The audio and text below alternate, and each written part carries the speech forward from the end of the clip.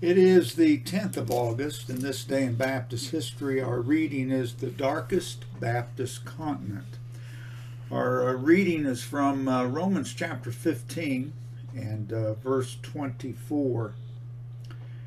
Whensoever I take my journey into Spain, I will come to you, for I trust to see you in my journey, and to be brought on my way thitherward by you, if first I be somewhat filled with your company. The history of the nation of Spain contains some of the saddest pages of religious suffering in the annals of mankind. The papal supremacy in that land assuredly taught the inhabitants that to read the Bible was sin.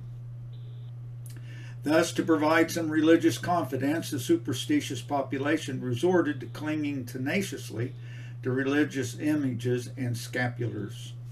Spiritual darkness pervaded the entire scene. After the Protestant Reformation had been crushed, the earliest known effort to spread the gospel and thus to dissipate the spiritual fog was attempted by the British and Foreign Bible Society. Bibles were smuggled into Spain through British merchants. The first Colebrigde work was attempted in 1835.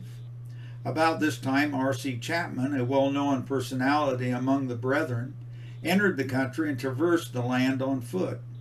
We should observe that no presentation of Baptist work in Spain can legitimately ignore the work of the Brethren, who labored in the land primarily on Baptist principles. In 1855, there is a record of a Protestant condemned to death for heresy, though the sentence was ultimately commuted to banishment. Revolution in 1868 secured a transient experience of religious liberty, and despite many difficulties, some Protestant ministries infiltrated the region following that date. During the years immediately following the Revolution, some Baptists from England entered the land. Two young men, students of Spurgeon's College, were supported briefly by the Metropolitan Tabernacle in London. For our purposes, however, we will refer to Reverend William I. Knapp from America, who entered Spain immediately following the Declaration of Religious Liberty in 1868. After 2 years of laboring in the gospel, on August 10, 1870, Reverend Knapp baptized 33 people in the Manzanares River. I'll probably pronounce a lot of these words the wrong way. But in Madrid. These believers were organized into the First Baptist Church of Madrid, and surely must be considered the first official Baptist church in the land. Reverend Knapp had been sent out to Spain by the American Baptist Foreign Missionary Society. He remained in Spain for 6 years and was successful in establishing 4 other Baptist churches. Due to the political instability and the insufficient support he was receiving, Reverend Knapp finally resigned his commission.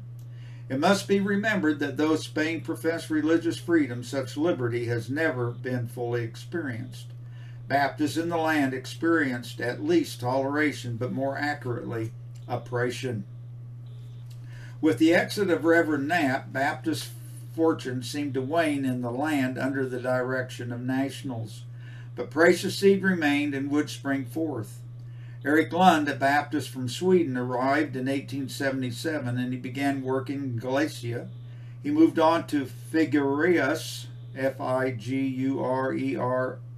Figueras, in Catalonia, where a church was formed in 1881 by a Spanish co-laborer.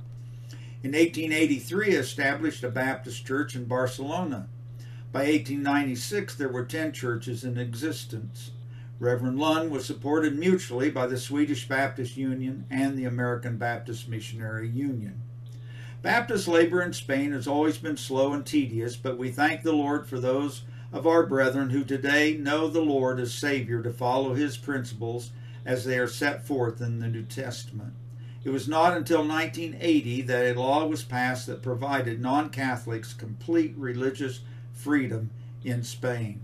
It behooves us today to apply Paul's request for prayer in Romans 15:30 to our European missionaries and strive together with them in prayer. To God be the glory.